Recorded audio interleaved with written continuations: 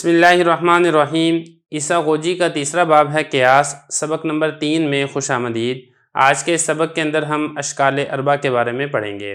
دیکھیں، ہم اس سے پچھلے سبق کے اندر یہ پڑھ چکے ہیں، مقدمہ کسے کہتے ہیں، قیاس کسے کہتے ہیں، نتیجے قیاس کسے کہتے ہیں، صغرا کیا ہوتا ہے، کبرا کیا ہوتا ہے، اصغر کیا ہوتا ہے، اکبر کیا ہوتا ہے، حد اوسط یہ کیا ہوتا ہے۔ یہ ساری کی ساری تفصیل ہم پیچھے پڑھ چکے ہیں، اور ہم یہ بھی پڑھ چکے ہیں کہ حد اوسط کو گرانے سے آپ کو نتیجہ قیاس یہ معلوم ہوتا ہے۔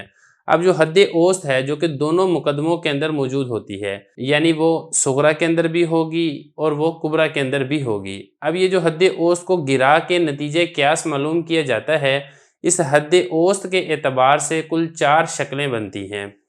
اب ہم ایک ایک کر کے ساری شکلیں دیکھ لیتے ہیں، ان کا حکم دیکھ لیتے ہیں، اور جو نتیجہ قیاس نکالنے کا کیا طریقہ ہے ہم وہ سمجھیں گے۔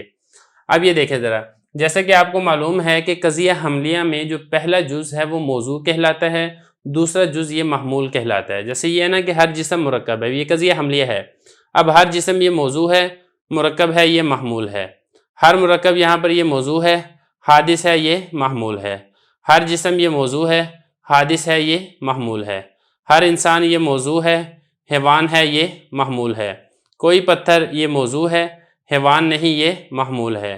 کوئی انسان یہ موضوع ہے، پتھر نہیں یہ محمول ہے۔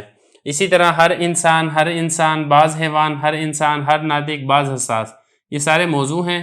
حیوان ہے، ناطق ہے، حساس ہے، انسان ہے، ناطق ہے، سارے کے سارے محمول ہیں۔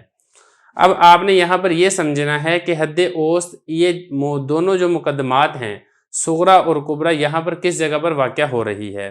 دیکھیں، جو پہلی شکل ہے، اس پہلی شکل کے اندر حد اوسط صغرا کے اندر محمول ہوگی۔ جیسے یہ مرکب ہے، یہ میں نے آپ کو بتایا تھا نا کہ مرکب یہ دیکھیں دونوں جگہ پر آ رہی ہے، تو یہ حد اوسط ہے۔ اب یہاں پر دیکھیں یہ محمول ہے، جیسا کہ میں آپ کو ابھی بتا چکا ہوں، ہر جسم کو موضوع بنایا تھا اور مرکب ہے اس کو بنایا تھا محمول، اور یہ پورے کا پورا جو مقدمے کا پہلا جز ہے اس کو کیا کہا جاتا ہے؟ صغرا۔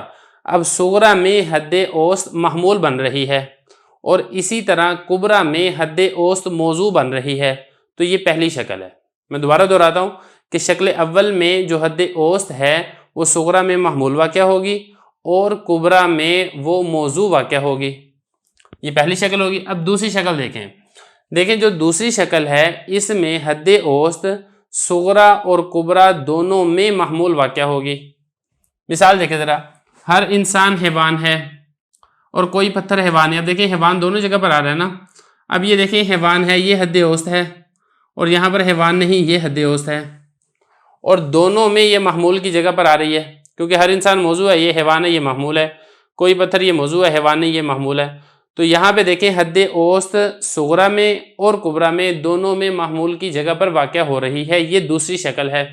2 شکلیں ہوگی۔ اب نمبر 3، تیسری شکل میں کیا ہوتا ہے کہ جو حد اوسط ہے وہ صغرا اور کبرا دونوں میں موضوع کی جگہ پر واقع ہوتی ہے۔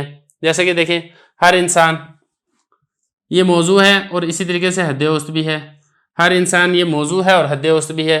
تو دونوں میں، یہ پہلا جملہ صغرا ہے نا، دوسرا کبرا ہے۔ صغرا میں اور کبرا میں دونوں جگہ پر جو حد اوسط ہے وہ موضوع کی جگہ پر واقع ہو رہی ہے۔ 3 شکلیں ہوگی۔ چوتھی اور آخری شکل کیا ہے؟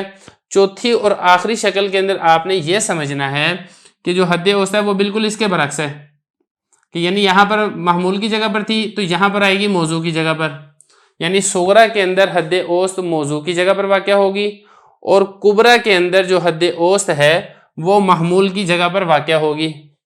تو اس طرح یہ جو حد اوسط کے اعتبار سے آپ کو 4 شکلیں یہ حاصل ہوتی ہیں۔ اب آپ کو اشکال اربع کا پتہ چل گیا۔ اب ان اشکال اربع میں سے جو پہلی شکل کا نتیجہ ہے، کون سی؟ یہ والی، کہ جس میں حد اوسط اول میں محمول اور دوسری میں موضوع ہو، اس کا جو نتیجہ ہے وہ بدیہی ہوتا ہے۔